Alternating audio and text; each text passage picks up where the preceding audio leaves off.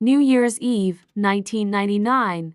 When I was 13, the dawning of a new millennium took place on New Year's Eve. While people were fearing the worst with the Y2K bug or out partying and drinking, I was home alone. In 1996, my parents had split up, and from there they divorced, and my mother and I moved across the country from Oregon to Tennessee with her best friend. On the eve of the year 2000, I was home alone, and my mother was currently out of state. Now this didn't worry me, as this was not the first time. I often came home to find a note on the kitchen counter saying they had gone to Florida for a few days and that there were groceries in the fridge. Since the divorce, she was regularly leaving me alone for long periods of time to go to Florida.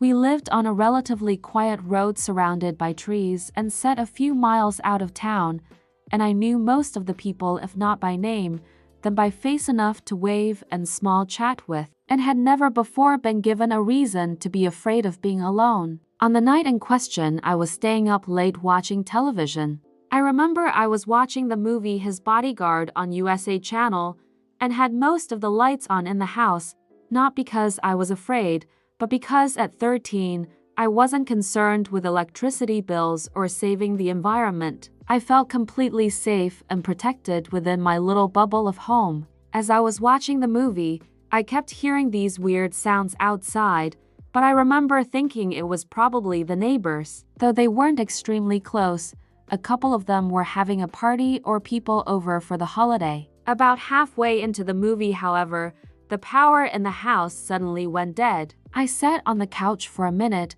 just sort of in a panic daze, because it was near midnight and pitch black. I remember thinking the power must have gone out and that it would come back on, so I just decided to sit on the couch with my blanket and wait. A few minutes passed by when I heard a noise in the kitchen where the back door is. My heart started racing in my chest because I thought it sounded like the back door being shut. The back door sits just off the dining room, which is connected to the kitchen, which leads directly into the living room where I was currently sitting on the couch. A few seconds passed after I had heard the sound, and I was straining my ears to pick up anything that wasn't supposed to be there. Every noise suddenly felt magnified. When footsteps sounded on the floor, I immediately slithered off the couch onto all fours, crawled around the ottoman, and started as slowly and as quietly as I could make my way toward the space between the love seat and the couch. I knew I could fit under the side table and be completely hidden by the dark and the ottoman from playing hide-and-go-seek in the dark many times with my friends during sleepovers. I was nearly there when the footsteps became more apparent. I knew from the sound of them that whoever it was making their way through the kitchen now toward the living room. They weren't hurried or anything. It was like they were just moving around in the kitchen. I glanced up from where I was crouched on the floor, and to my horror, there was a dark silhouette standing in the archway between the two rooms. To my credit, I didn't scream, however I did panic. I stood immediately to my feet from my hiding spot and ran down the hallway, and I believe the only reason I wasn't overcome was because the person chasing me had to get around the ottoman in the dark to follow me. I did what all children do when they're afraid, and I bypassed the front door, the guest bedroom, the bathroom, and ran to the farthest door down the hallway, my room. In all honesty, I probably wouldn't have been able to get the front door unlocked and open in time, as it was right off the side of the couch. When I was 10, I got a bird for my birthday. He was a blue-fronted Amazon, and I named him Boo because it was October and close to Halloween. Boo had a large iron cage. It could have been metal, but very large, sturdy, and like 6 feet tall, and it was kept in my room, despite the fact that Boo, like me, pretty much had the run of the house whenever he wanted. This information will become relevant later in the story. As I ran into the room, I slammed the door shut and locked it. However, the lock was simply one of those little turn knobs that you can easily pop with a butter knife. I had barely gotten the door shut and locked when the person on the other side knocked on it. I have no idea why they knocked, if they did it to mock me or to scare me, but I knew in my heart that my little lock was not going to keep whoever it was on the other side out of my room. It didn't keep my mother out when we were arguing, and it wouldn't stand up to brute force. I was panicking, on the verge of tears when the person started laughing. It was low, quiet, and because of that it was even more frightening. It wasn't like manic laughter, but as if they were genuinely amused. It was the laughter that really frightened me, and I started heavily, hysterically crying and looking around my room to figure out what I could do. That was when I realized Boo's cage would fit almost perfectly between the door and the wall of my closet. The cage moved quietly on my carpeted floor, but as I pushed it into place, it scraped against the door and alerted whoever it was on the other side that I was trying to barricade myself in, because suddenly they threw themselves at my door, and you could hear the sound of the wood splintering and the door handle being twisted violently. Boo, who had been stirred by the movement awake, began literally screaming and flapping his wings. I might have screamed with him, but honestly, I don't remember screaming.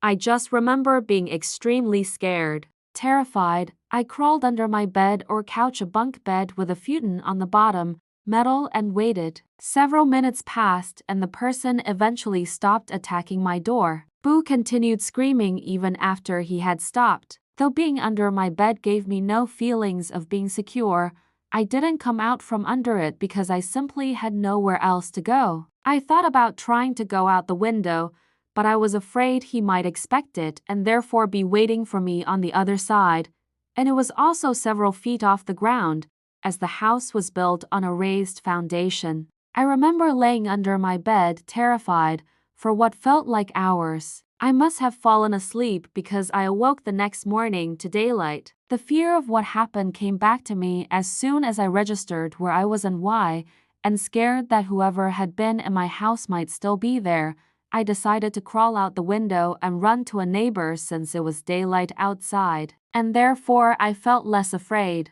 Crawling out a window is a lot harder than it looks, and I did it less than gracefully, as I was not, and still am not, the most coordinated human being. Once I was back on my feet, however, I carefully made my way around the house, and that's when I noticed that the back door was wide open. Scared, but feeling braver now that I was outside and that it was morning instead of a pitch-black night, I walked up the back steps and peered inside. Seeing nothing out of the ordinary, no terrifying man leering at me, basically I decided to go inside. Looking back, I cringe on how stupid this could have turned out, and that I wish I could have told my younger self to make the smarter move and just go get help, but thankfully no one was inside the house. I did a terrifying, heart-pounding room-to-room check, looking in closets and under beds, behind the couch, anywhere I thought even a small child might be able to fit. I even popped the lock on my mom's bedroom so I could check it,